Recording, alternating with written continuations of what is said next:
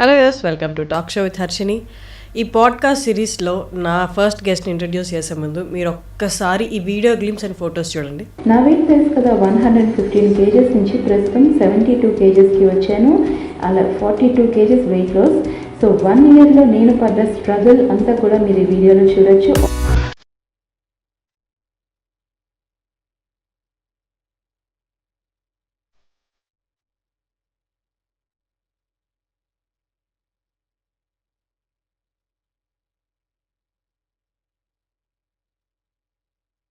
చూసారు కదా, మీరందరూ మ్యాక్సిమం చూసే ఉంటారు ఈ వీడియో. ఆల్మోస్ట్ 3.4 మిలియన్ వ్యూస్ వచ్చిన వీడియో. నేను కూడా అప్పుడు చూశాను. అంటే ఎలాంటి గైడెన్స్, జిమ్కి అంత పే చేసి ఇంత పే చేసి అలా కాకుండా స్వతహాగా తన ఇంట్లో తన రొటీన్ ఫాలో అవుతూ బాడీని కంట్రోల్లోకి తెచ్చుకున్నాను అనమాట. లైఫ్లో మేజర్ డిఫికల్టీస్ ఏదైనా ఉన్నాయంటే అది కెరియర్ రిలేటెడ్, రిలేషన్షిప్స్ అండ్ మన బాడీని మన కంట్రోల్లో ఉంచుకోవడం. ఒకటి అయితే వారు ప్రూవ్ చేసి చూపించారు వీడియో ద్వారా. అందుకే 3.4 మిలియన్ వ్యూస్ కూడా వచ్చాయి. అరుణ గారు ఈజ్ విత్ అస్. హలో అండి. హలో హర్షిని గారు, ఎలా ఉన్నారు? సూపర్. యాక్చువల్లీ నేను మాకు నిన్న చెప్పేటప్పుడు గెస్ట్ అరుణ గారు వస్తున్నారు ఇంటర్వ్యూ చేయాలన్నప్పుడు నేను యాక్చువల్లీ మీ వీడియో చూశాను. నేను అప్పుడు లాంగ్ బ్యాకే చూశాను, 1.5 years బ్యాకే చూశాను మీ వీడియో నేను. అంటే అప్పట్లో అంత అవగాహన లేదు కాబట్టి ఇంట్లో రొటీన్ ఫాలో అవుతున్నాను అంటే ఎంతవరకు సాధించగలరా అన్నట్టు క్వశ్చన్ మార్క్ ఉండేది నాకు కూడా. బట్ లేటర్ ఆన్ చూసేసరికి మీరు అనుకున్న బాడీ వెయిట్కి వచ్చేసారు కదా. అవునండి. బట్ టోటల్లీ మీ చేతులతో మీరు మీ రొటీన్తోనే మీరేంటి అన్ని జిమ్స్కి మిగతా డైట్ వాళ్ళందరికీ చెక్ పెట్టేస్తున్నారా ఏంటి? అలా ఏం లేదండి, ఒక్కొక్కరిది ఒక్కొక్క టైప్ ఉంటుంది. అన్ని బాడీస్కి ఒకేలా సెట్ అవ్వాలని ఎవరి ట్రయల్స్ వాళ్ళవి, ఎవరి ఇష్టం బట్టి వాళ్ళు చేస్తూ ఉంటారు. నాకు పర్సనల్గా నా బాడీకి ఇదే సెట్ అవుతుంది అనిపించింది. నాకు జిమ్కి వెళ్ళి చేసేంత టైం కానీ ఇది కిడ్స్తో కానీ అలా అనిపించలేదు. ఎందుకో నాకు ఓన్గా చేసుకుంటేనే బెటర్ ఏమో అన్న ఫీలింగ్ వచ్చింది. సో దట్టు కోవిడ్ టైంలో అన్నీ క్లోజ్ కూడా కదా, సో మైండ్ థాట్ అక్కడికి వెళ్ళలేదు. సో ఇంట్లోనే మనం ఇన్ని చేసుకోగలిగినప్పుడు ఇంకా బయటకు వెళ్ళేది ఎందుకు అనేసి ఇంకా అదే కంటిన్యూ ఫాలో అవుతూ వచ్చాను. ఓకే, కానీ మీరు ఇంతకుముందు మీ రొటీన్ స్టార్ట్ చేసే ముందు జిమ్కి వెళ్తే వెళ్ళారా? లేదండి, ఎప్పుడు వెళ్ళలేదు. ఎప్పుడో లాంగ్ బ్యాక్ పెళ్ళికి ముందు ఎప్పుడో ఒక్క 1 month జస్ట్ వెళ్ళానే, కానీ అది ఎక్విప్మెంట్స్ కానీ అలాగేం చేయలేదు. జస్ట్ నార్మల్గా చేసుకున్నాను. బట్ అది కూడా నాకు ఎందుకు అంతగా ఏమీ సాటిస్ఫాక్షన్ అనిపించలేదు. తర్వాత ఇది నా రొటీన్ నేనే ఫాలో అయ్యాను. కానీ మన రొటీన్ మనం ఫాలో అవుతున్నప్పుడు, ఓకే ఈ క్వశ్చన్ అడిగే ముందు ఒక్కసారి మీరు ఏం చేస్తుంటారు, ఒక్కసారి మీరు ఎక్కడ ఉండదు చెప్పరా? నేను అసలు నేటివ్ అంతా కూడా వైజాగ్ అండి, విజయనగరం సైడ్ అనమాట. సో స్కూలింగ్ కానీ కాలేజ్ అన్నీ అయిపోయాక ఇంకా ఆఫ్టర్ మ్యారేజ్ హైదరాబాద్ షిఫ్ట్ అయ్యాను. ముందు నుంచి కూడా నేను కొంచెం చబ్బీగా స్టౌట్ బాడీ అనమాట, హెరిడిటరీ బాగా ఉండింది. దాంతోపాటు కొంచెం బాగా స్టౌట్ బాడీ అనమాట. ఎప్పుడైనా కావాలి అంటే అలాగా బాగా కొంచెం డైట్ కొంచెం అలా మెయింటైన్ చేస్తూ తగ్గడం, అయినా కూడా మళ్ళీ పుట్ ఆన్ అవ్వడం చేయడం ఇలాంటివంటూ ఉండేవి. వన్స్ ఇంకా ప్రెగ్నెన్సీ టైంలోని ఇంకా ట్విన్ ప్రెగ్నెన్సీ, సో బాగా పుట్ ఆన్ అయ్యానమాట. అప్పుడు పుట్ ఆన్ అయిన వెయిట్ కాస్త ఇంకా పోస్ట్ ప్రెగ్నెన్సీ హెర్నియా ఇష్యూ ఒకటి వచ్చింది. సో అది ట్రిగర్ అయ్యేటప్పటికి ఇంకా ఎక్కువ ఒబెసిటీ బాగా వచ్చేసింది.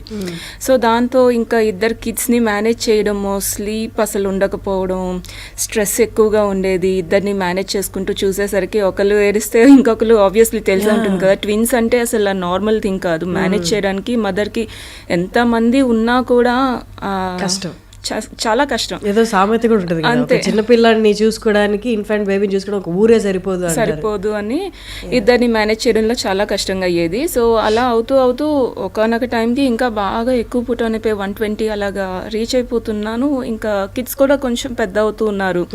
సో వాళ్ళని మేనేజ్ చేయాలి అనేసరికి చాలా ఇబ్బంది అయ్యేది. సో నేను జాబ్ కూడా యాక్చువల్లీ నేను MBA చేశాను, హెచ్ఆర్గా వర్క్ చేశాను. బిఫోర్ అంటే మ్యారేజ్ తర్వాత కూడా వర్క్ చేశాను.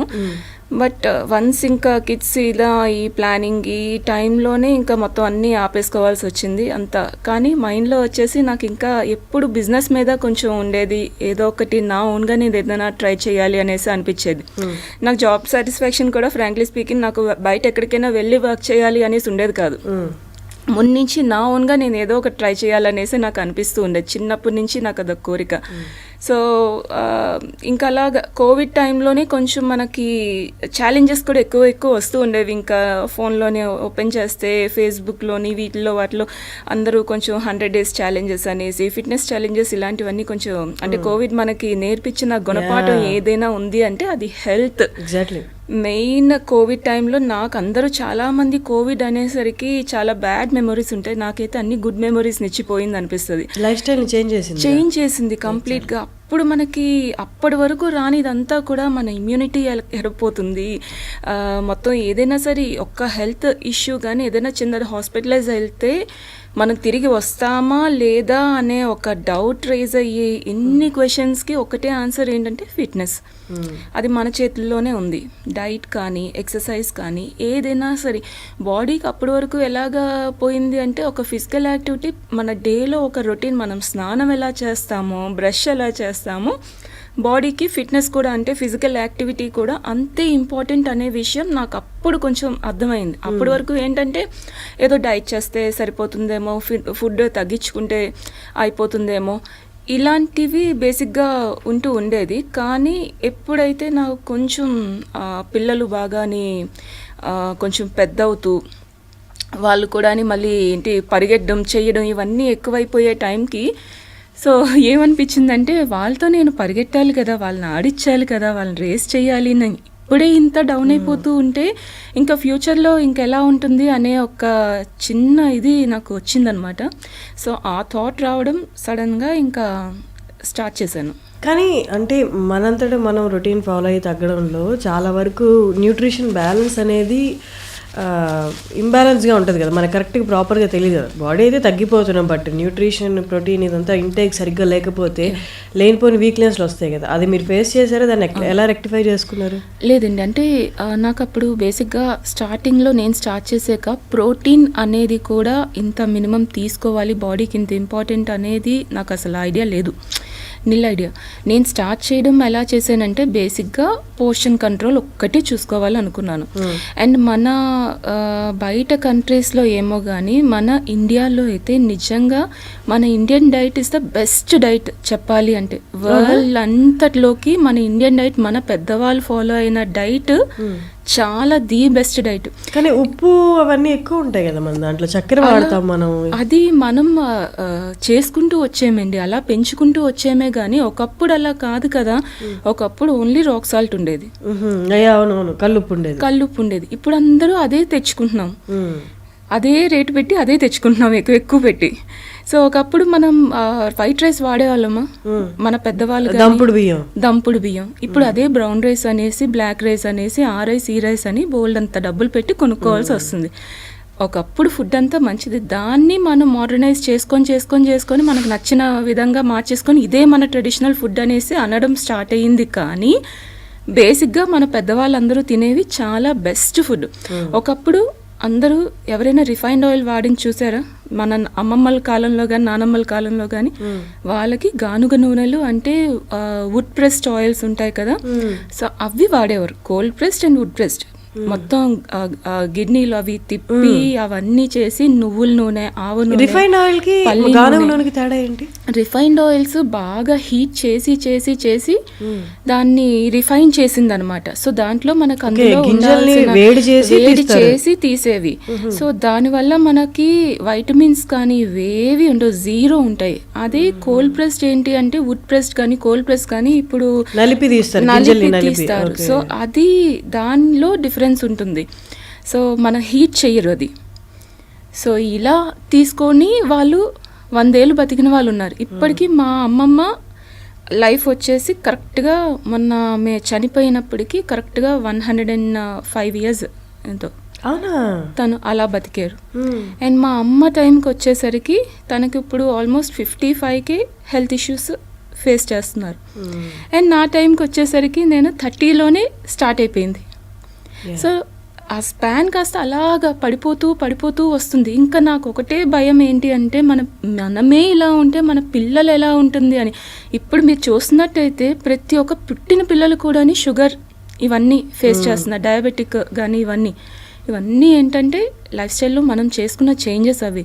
సో నేను ఫస్ట్ డిసైడ్ అయ్యింది ఏంటంటే డైట్ స్టార్ట్ చేయాలి అనుకున్న వెంటనే అయ్యింది ఏంటి అంటే మనం ఏం తినాలి అని ఆలోచించుకునే కన్నా ముందు ఏం అవాయిడ్ చేయాలి అనేది ఆలోచించాలి. సో నేను ఫస్ట్ ఒక 5 థింగ్స్ అయితే కంప్లీట్గా నా లైఫ్లోని మొత్తం అది ఎప్పటికీ అవాయిడ్ చేయాలని ఫిక్స్ అయిపోయాను. ఈ రోజు ఆ రోజు అని కాదు, ఎప్పటికీ అవాయిడ్ చేసేసుకోవాలని. ఫస్ట్ థింగ్ వచ్చేసి షుగర్. దానికి రిప్లేస్మెంట్స్ చాలా ఉన్నాయి. సో అదే షుగరే వాడాలి అనేసి ఏమీ లేదు. రిప్లేస్మెంట్స్ ఇన్ని ఉండేటప్పుడు డేట్స్ కానీ, జాగ్రీ కానీ ఇలాంటివి చాలా ఉన్నాయి, హనీ అని అన్నీ ఉన్నాయి. ఆ వాడే విధానం కరెక్ట్గా ఉంటే ఏదైనా సరే ఎక్సెస్గా యూస్ చేస్తే మంచిది కాదు, కానీ అట్లీస్ట్ దీని మీద అది బెటరే కదా అని. సో ఫస్ట్ షుగర్ అవాయిడ్ చేసేయాలనుకున్నాను. నెక్స్ట్ థింగ్ మైదా. కంప్లీట్ ఇంకా మైదాకి ఎంత అలవాటు పడిపోయారంటే బయట ఒక కేక్ తినాలన్నా, ఒక పరోటా అయినా, రోటీ, నాన్ అని ఇవ్వని అవని ఏదైనా కంప్లీట్ ఆ మైదాతోనే. సో మైదా అనేది మన బాడీలోకి వెళ్ళాక అది డైజెస్ట్ అవ్వడానికి ఒక రోజు పైనే పట్టేస్తుంది. అది కంప్లీట్గా పేగులకు చుట్టుకుపోతుంది. సో ఇన్ని డ్యామేజెస్ చేసే మైదాని ఫస్ట్ నా డైట్లోంచి తీసేయాలనుకున్నాను. అది బై ప్రోడక్ట్ ఆఫ్ గోధుమల బై ప్రోడక్టే కదా, అది ఎందుకని అంత డేంజరస్ మైదా? లేదండి, అది రిఫైన్ చేసే అందుకని రిఫైన్డ్ ఫుడ్ ఏదైనా కూడా మంచిది కాదు అనేది. కంప్లీట్ రిఫైన్డ్ ఏదైనా సరే హెల్త్కి మంచిది కాదు. సో అందుకు మైదా ఒకటే అవాయిడ్ చేశాను. అండ్ నెక్స్ట్ ఈ రిఫైన్డ్ ఆయిల్స్ కంప్లీట్ అవాయిడ్ చేసేయాలనుకున్నాను. And deep fry food. Refined oils avoid చేస్తే మీరు ఆయిల్ ఎక్కడి నుంచి తెచ్చుకుంటారు యూజువల్లీ? నేను ఊర్లో ఆడించుకుంటామండి. ఏ గింజలతో, ఏ ఆయిల్ వాడతారు? నేను 5 వెరైటీస్ ఆఫ్ ఆయిల్స్ అలా పెట్టుకుంటాను. సో ఒకదానికి ఒకటి అని వాడను. సో 5 వెరైటీస్ నా కిచెన్లో ఉంటాయి. నువ్వుల నూనె ఏం వాడతారు? ఏ ఆయిల్ వాడతారు? నువ్వుల నూనె కానీ, లేకపోతే టేస్ట్ని బట్టి. ఇప్పుడు పులిహోర లాంటిది ఏదైనా చేసుకుందాం అనుకోండి, ఆవ నూనె యూస్ చేస్తాం, దాన్ని టేస్ట్ ఎన్హాన్స్ అవుతుంది. అలాగే దోశ వేసుకున్నాము, లేకపోతే కర్రీ చేసుకున్నామంటే నువ్వుల నూనెతో కర్రీ. అండ్ దోశ లాంటిది వేసుకున్నాం అంటే ఆలివ్ ఆయిల్ వాడతాను. అండ్ ఇంకా ఏదైనా స్వీట్ ఐటమ్ కానీ, లేకపోతే ఇంకేదైనా లడ్డూస్ చుట్టుకోవడము హెల్దీగా ఇలాంటివి ఏమైనా చేస్తుంటే గీ వాడతాను. సో ఇలా డిఫరెంట్ ఆయిల్స్ అన్నీ కూడా పెట్టుకుంటాను. సో ఒక్కొక్క దానికి ఒక్కొక్క టేస్ట్ బాగుంటుంది కదా, సో ఆ ఆయిల్ తగ్గట్టుగా అది యూస్ చేస్తాను. మామూలు డైలీ కర్రీస్కి, వేపుడికి, వాటికి నువ్వుల నూనె అంతే. డీప్ ఫ్రై అయితే అసలు లేదు, ఇంట్లో కంప్లీట్ జీరో. అంటే నార్మల్ నూనె అయినా, గానుగు నూనె ఏదైనా డీప్ ఫ్రై తీసుకోను. ఏదైనా కావాలి అంటే ఇప్పుడు నాకు ఒకవేళ బజ్జీ తినాలనిపించినా, పకోడీ లాగా ఏమైనా తినాలనిపించినా గుంత పొంగనాలు పెనాలు ఉంటాయి కదా, వాటిల్లో వేసుకోవడం. మళ్ళీ ఎయిర్ ఫ్రైయర్స్ వీటికి కూడా వెళ్ళను నేను. ఇంట్లో ఓవెన్ కూడా తీసి పడేసాను నేను. బయట అవెన్ కూడా నేను తీసి పడేసాను. ఎలక్ట్రిక్ హీట్ అనేది కూడా బాడీకి మంచిది కాదు. నేను దాని మీద చాలా స్టడీస్ అన్నీ చూశాను. సో అది కూడా మనకి తెలియదు, కానీ దానివల్ల కాఫ్ కానీ ఇవన్నీ లోపల చాలా డ్యామేజెస్ ఉంటాయని నేను చూశాను. సో అప్పటి నుంచి ఫస్ట్ ఓవెన్ అయితే నేను తీసి పడేసాను అది. అండ్ నెక్స్ట్ ఇంక ఏదైనా సరే చేసుకోవాలి అనుకుంటే బజ్జీలు కానీ ఇలాంటివి ఏవైనా సరే ప్యాన్ మీదే నీట్గా అన్ని దానికి కోట్ చేసేసి నీట్గా ఆయిల్ ఫ్రీ ఏదైనా అలా చేసుకోవడం, ఇలాంటివన్నీ ట్రై చేస్తున్నాను. ఆ టేస్ట్ ఎక్కడ డ్యామేజ్ అవ్వదు, ప్లస్ డీప్ ఫ్రై కూడా అవసరం లేకుండా అని. సో అన్నీ తింటాను, కాకపోతే ఇలా డీప్ ఫ్రై కానీ ఇలాంటివన్నీ అవాయిడ్ చేసుకుంటే. Next junk and bakery foods ఒకటి. సో ఇవి కూడా కంప్లీట్గా అవాయిడ్ చేయాలనేసి అనుకున్నాను. సో వాటిల్లో కూడా మనం అనుకుంటామే కానీ ఒక్క బిస్కెటే కదా అనేసి అనుకుంటారు, ఒక మెరీయే కదా, ఒక్క డైజెస్టివే కదా. దాంట్లో వాళ్ళు యూస్ చేసే షుగర్స్ కానీ అన్నీ చాలా ఉంటాయి. సో అంత మంచిది అనేసి కూడా కాదు. సో ఎప్పుడైనా బయటికి వెళ్ళినా తినాలి అనిపిస్తే గనక ఏమైనా సలాడ్స్ కానీ, లేకపోతే గ్రిల్డ్ ఐటమ్స్ కానీ, ఇప్పుడు ఇలాంటివి ఫైబర్ రిచ్ బిస్కెట్స్ అని అవన్నీ వస్తాయి కదా, దీంట్లో మొత్తం ఫైబర్ ఉంది అని, అవి కూడా ప్రాసెస్డ్ ఫుడ్డే కదండి ఏదైనా. అందులోని ఇప్పుడు ఏదో ఒకటి, ఇప్పుడు మనం ఇంట్లోనే ఒకటి ఏదైనా, ఇప్పుడు చాలా మంది అంటారు కొన్ని మైనీస్ అనుకోండి, ఇప్పుడు మనకి బాగా అదేంటి నాన్ వెజ్ శాండ్విచెస్ అనేసి అన్నిటిలో కూడా మొత్తం మైనీసే యూస్ చేస్తూ ఉంటారు. సో వాటిల్లోని ఇప్పుడు మైనీస్ మనమే ఇంట్లో చేసి పెట్టుకున్నాం అనుకోండి, మనం చేసుకున్నది ఎన్ని రోజులు స్టోర్ చేస్తాం, ఫ్రిడ్జ్లోనే ఉంచాము. ఎన్ని రోజులు చేయగలం, మ్యాక్సిమం ఒక 1 వీక్ ఉంటుంది, తర్వాత అయితే పాడవుతుంది. అలాంటిది వాళ్ళు బయట దొరికేవి అన్నన్ని రోజులు ఎలా ఇస్తున్నారు వాళ్ళు? సో అందులో ఏదో ఒకటి యూస్ చేయకుండా అయితే ఉండరు కదా. సో అది ఎక్కువ రోజులు ఉండడానికి వాళ్ళు అందులో కలిపే కెమికల్స్ కానీ ఏవైనా అదంతా కూడా హానికారకమే కదా. సో ఇలాంటివన్నీ ఆలోచిస్తాను నేను. సో అక్కడ అవేవి తీసుకోకూడదు అనేసి అయితే ఒకటి డిసైడ్ అయ్యాను. సో మీరు నూనె ఆడిస్తా అని చెప్పారు కదా, మీరు నువ్వులు కొని ఆడించుకుంటారా? నువ్వులు కొని ఆడిచ్చినవి, లేదంటే నేను యాక్చువల్లీ నాకు తెలిసిన వాళ్ళు ఊరు వెళ్ళినప్పుడు నేను అవన్నీ కొంచెం చూసుకొని చేశాను భీమవరం సైడ్. సో వాళ్ళు కొంతమంది ఏంటంటే బాగా వాళ్ళంతటి వాళ్ళే ట్రస్ట్, మనం వెళ్ళి మ్యానుఫ్యాక్చరింగ్ సెక్టర్ యూనిట్ అంతా చెక్ చేసుకొని చూసి నేను వాళ్ళు బెస్ట్గానే అన్ని ప్రోడక్ట్స్ మంచిగా తెచ్చి యూస్ చేస్తున్నారు అనేవి వాళ్ళ దగ్గర చూసి ఆర్డర్ పెట్టుకొని ఎప్పుడు అలా చేస్తూ ఉంటాను అనమాట తెచ్చుకొని.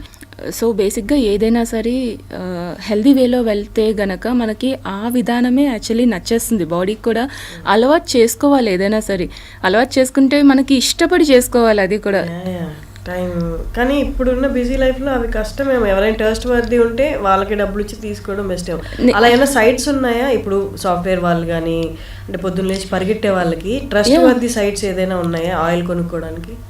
సైట్స్ అంటే ఏదైనా షాప్ మీకు తెలిసింది? షాప్ అంటే నాకు తెలిసినవి ఉన్నాయిలేండి కొన్ని. సో నేను ఎక్కువగా భీమవరం సైడ్ నుంచే తెప్పించుకుంటుంటాను, నేను వెళ్ళి చూశాను కాబట్టి అది ట్రస్ట్ చేస్తాను. సో వాళ్ళ నుంచే నేను ఎప్పుడు తెచ్చుకుంటుంటాను. అండ్ నన్ను చూసి నా ఫ్రెండ్స్ రమ్య ఫుడ్స్ అనేసి వాళ్ళు సప్లై చేస్తుంటారు అనమాట భీమవరం. సో పాలకొల్లులో ఉంటుంది వాళ్ళ మ్యానుఫ్యాక్చరింగ్ యూనిట్ అవిని. సో వాళ్ళు సప్లై చేస్తారు.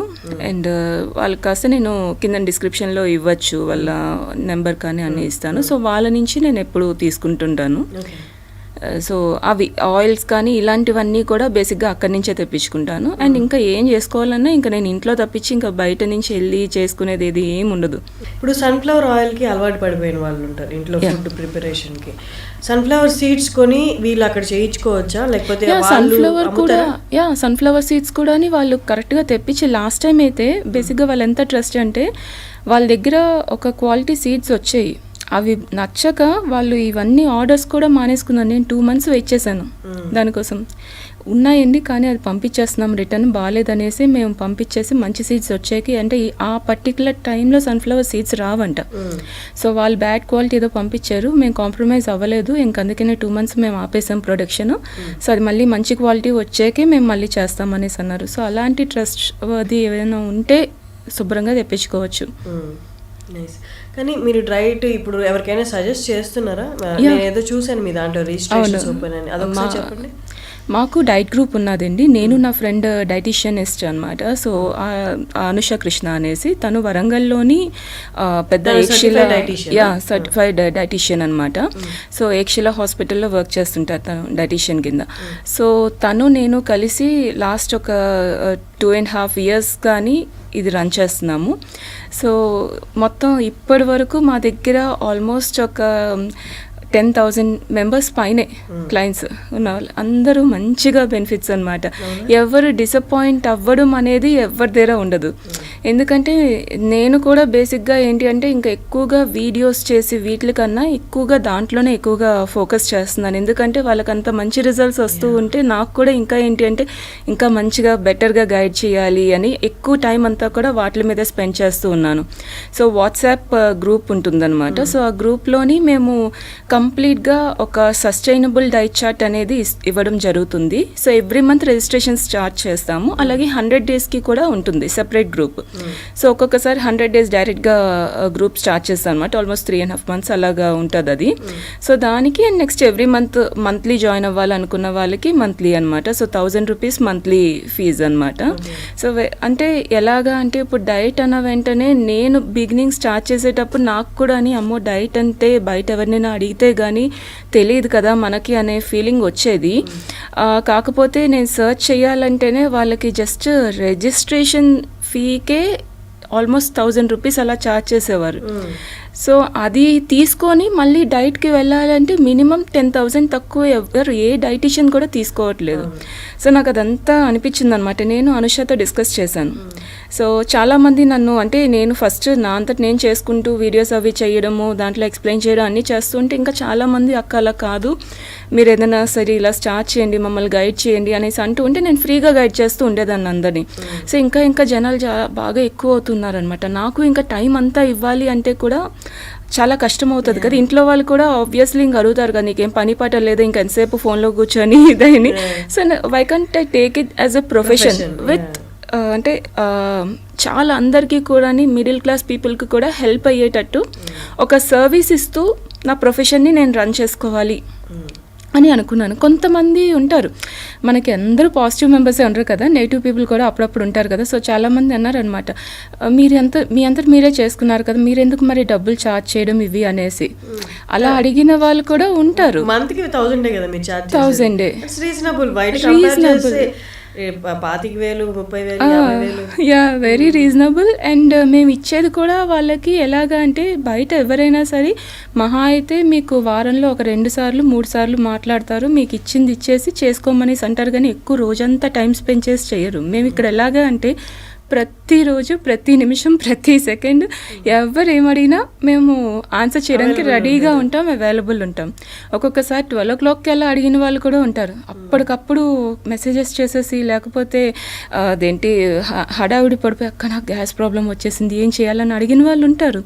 సో వాళ్ళకి కూల్గా ఏం చేయాలి అనేసి ఒక ఇంట్లో మెంబర్స్ ఎలాగైతే రెస్పాండ్ అవుతారు అంతే కూల్గా రెస్పాండ్ అవుతాం మేము. అది మాలో 24/7 service. And sustainable diet 15 days diet chart ఇస్తాము. అవి కాకుండా ఎవ్రీడే ఈజీగా ఉండేలా ఇంటర్మీడియట్ డైట్ కూడా ఇస్తూ ఉంటాను నేను. సో ఈజీ రెసిపీస్తో అనమాట, with along with recipes list. ఆ రెసిపీస్ కూడా ఎలా చేసుకోవాలని ఆ లింక్స్తో సహా మేము అన్నీ ప్రొవైడ్ చేస్తాము. At the same time video నేను సస్టైనబుల్ డైట్కి వీడియో మొత్తం ఎక్స్ప్లెయిన్ చేసి పెడతాను అనమాట. చాలామందికి డైట్ చార్ట్ చూసిన వెంటనే ఒక కన్ఫ్యూషన్ వచ్చేస్తుంది, ఎలా చేయాలి ఏంటి అని. సో దానికి నేను ఒక ఎక్స్ప్లెనేషన్ ఇస్తూ ప్రతి మంత్ అది కూడా పెడుతూ ఉంటాను అనమాట. So that it will be very easy. And అది కాకుండా ప్రతి ఒక్కరు ఎంత ఇంటేక్స్ తీసుకోవాలి, వాటర్ ఇంటేక్ అంటే బాడీ దాన్ని బట్టి ఎంత తీసుకోవాలి, ఇవన్నీ కూడా అన్ని రకాల ఇన్ఫర్మేషన్స్ ఇస్తాం. ఇంకా ఏ డౌట్స్ ఉన్నా మేము వాట్సాప్లో ఎప్పటికప్పుడు అవైలబుల్ ఉంటాం అనమాట. నేను కానీ అనుష కానీ ఇద్దరం చూసుకుంటూ ఉంటాం. ఎప్పుడు చూసుకుంటే అప్పుడు ఎవరు డౌట్స్ అడిగినా వెంటనే క్లారిఫై చేసేస్తుంటాం. కానీ ఇప్పుడు 1000 రూపీస్ కట్టి జాయిన్ అయ్యారు, okay. But actual diet plan అనేది ఫుడ్ ఏదైతే ఇన్వాల్వ్ అయ్యి ఉందో అవి మంచి మంచి ఫుడ్ చెప్తారు కాబట్టి వాళ్ళు అఫోర్డ్ చేసే రేంజ్లో వాళ్ళు లేకపోతే, అఫోర్డ్ చేయలేకపోతే ఆ ఫుడ్, నేను నార్మల్లీ చూశాను ఫిష్ తినాలని, లేకపోతే కొందరికి ఆ సదుపాయం ఉండదు, చేసుకునే సదుపాయం ఉండదు, ఇంకొందరు అఫోర్డ్ చేయలేరు. అలాంటి వాళ్ళకి ఇలాగా అసలు ఆ న్యూట్రిషన్ బ్యాలెన్స్ అనేది ఎలా అవుతుంది? మా డైట్ చార్ట్ ఎలా ఉంటుందంటే విత్ ఆప్షన్స్ ఇస్తాం, అందుకనే. ఓకే. సో ఆప్షన్స్లో ఎలాగా అంటే, ఇప్పుడు బ్రేక్ఫాస్ట్ ఉందనుకోండి, ఫర్ ఎగ్జాంపుల్ ఎగ్ ఆమ్లెట్ ఇచ్చాను. సో ఎగ్ ఆమ్లెట్కి ఇప్పుడు వెజిటేరియన్స్ ఎగ్ తినరు. సో అలాంటప్పుడు వాళ్ళకి శనగపిండి అందరిలో ఏ రూరల్ ప్రాంతాల్లో ఎక్కడైనా అవైలబుల్. సో శనగపిండితో చిల్లాస్ ఎలా చేసుకోవాలి, సేమ్ ప్రోటీన్, ఎగ్లో ఉండే ప్రోటీనే బేసన్లో ఉంటుంది.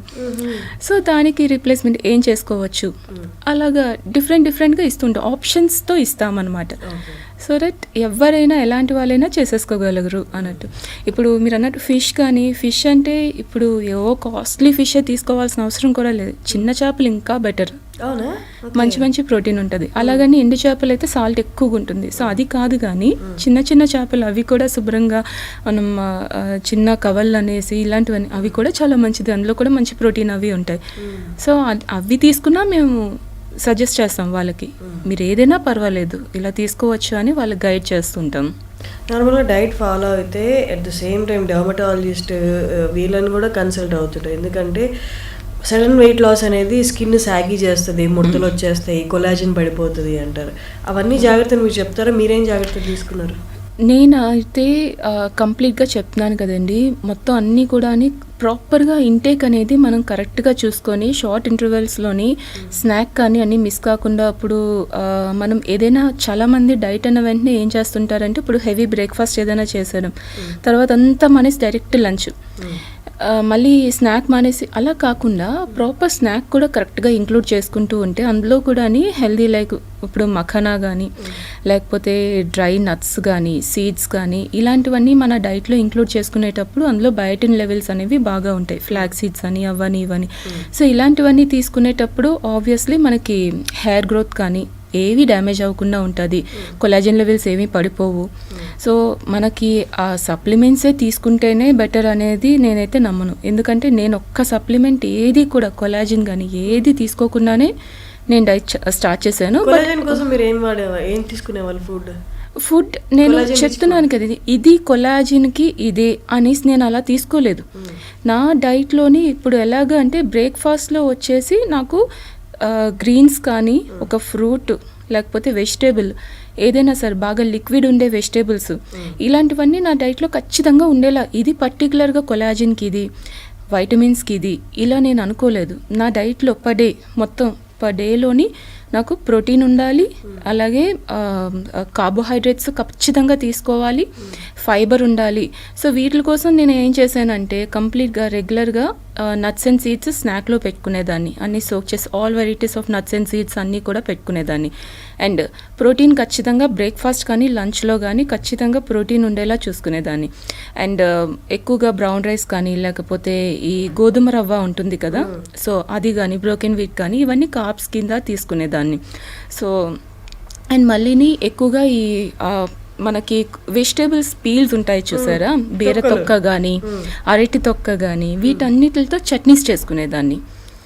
సో ఇవన్నిట్లో ఫైబర్ కానీ ఇవన్నీ కొంచెం బాగా వాష్ చేసి మనకి ఇప్పుడు కొన్ని లిక్విడ్స్ కూడా వస్తున్నాయి కదా, సో ముందే కొంచెం వెజిటేబుల్స్ కానీ ఫ్రూట్స్ కానీ అవి లిక్విడ్ వేసి మనం కొంచెంసేపు ఉంచేసి తీస్తే మొత్తంగా క్లీన్ అవుతుంది.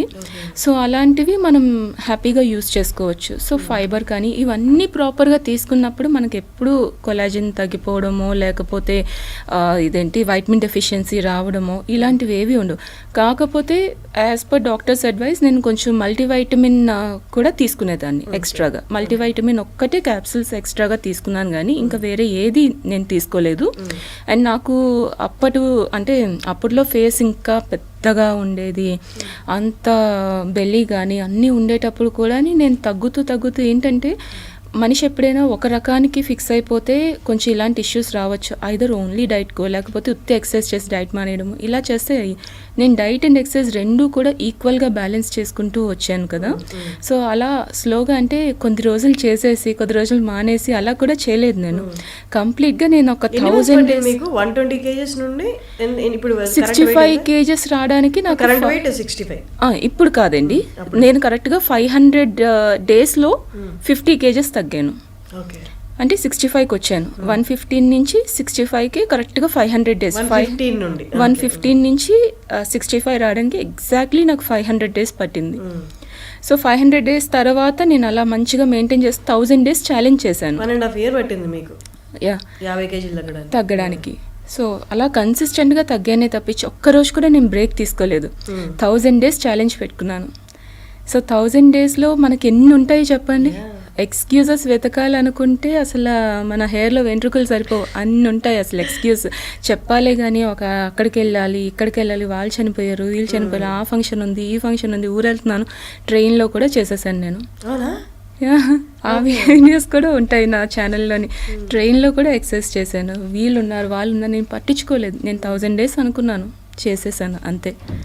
అది చేసేయాలని ఇది నా సంకల్పం గట్టిగా ఉందన్నమాట. నేను 1000 days ఒక్కరోజు కూడా మానకూడదని గట్టిగా ఫిక్స్ అయ్యాను.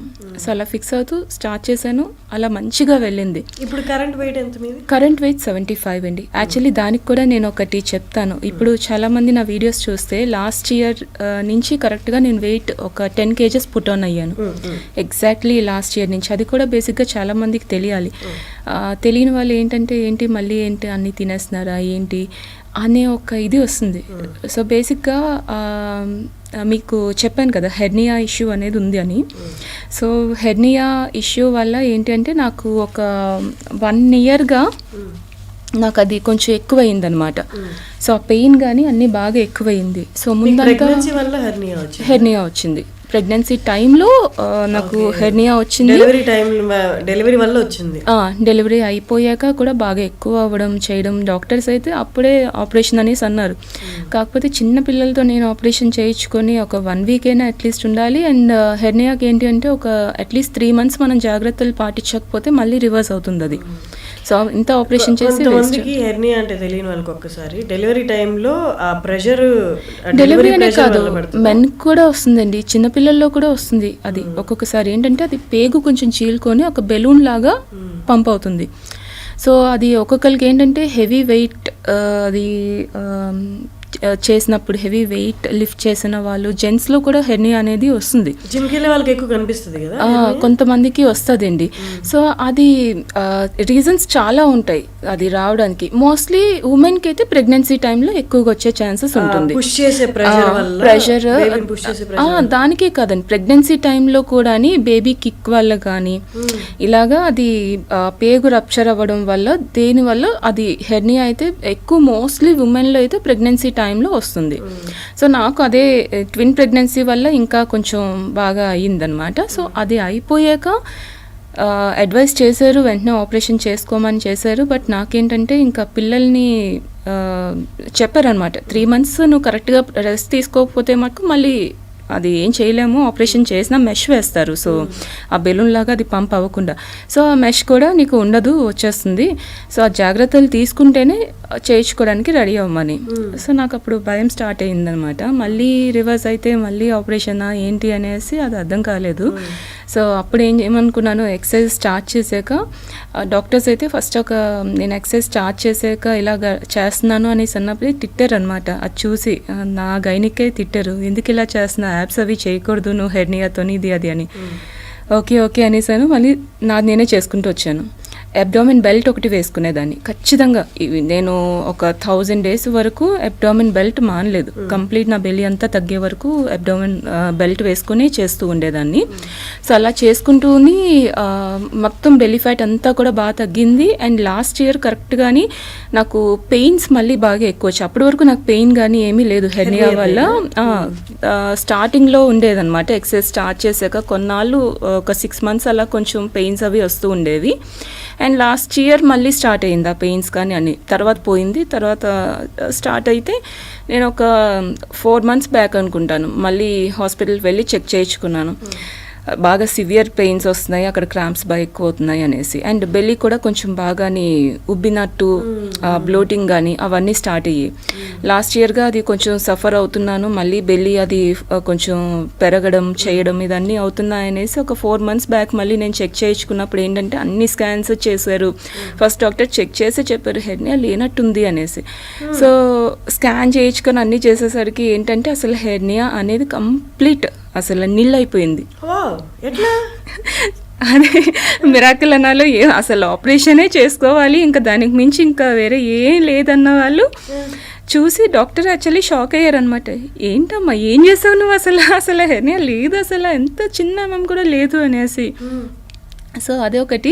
సో అప్పుడే అడిగాను అనమాట, ఏంటి కొంచెం బెల్లీ ఫ్యాట్ కొంచెం ఇంక్రీజ్ అవుతుంది కొద్దిగా బాగాని. ఇంత డైట్లో నేను కంటిన్యూస్ ఇంకా 365 days డైట్ మెయింటైన్ చేస్తాను, ఎక్సర్సైజ్ రెగ్యులర్గా చేస్తాను, లైవ్ వర్కౌట్స్ ఇవన్నీ కూడా ఉన్నాయి కదా, ఎందుకు ఇంక్రీజ్ అవుతుందంటే నీకు అదేమీ కంగారు పడద్దు, కొంచెం టైం ఇవ్వాలి, దానంతా అదే తగ్గిపోయింది కదా. సో దాని నుంచి కూడా కొన్ని సైడ్ ఎఫెక్ట్స్ అనేవి ఆబ్వియస్లీ ఉంటాయి. కొంచెం గ్యాస్ కానీ బ్లోటింగ్ కానీ అవి వాటి నుంచి ఫామ్ అవుతుంది.